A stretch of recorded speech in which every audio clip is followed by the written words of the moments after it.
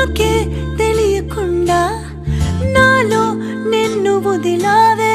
నేనే నువ్వయ్యేలా ప్రేమ గుణమయ్యేది కావే మాటే చెప్పకుండా నీతో నువ్వు కదిలావే ఇటుగా చూడనంటూ నన్ను ఒంటరి చేసావే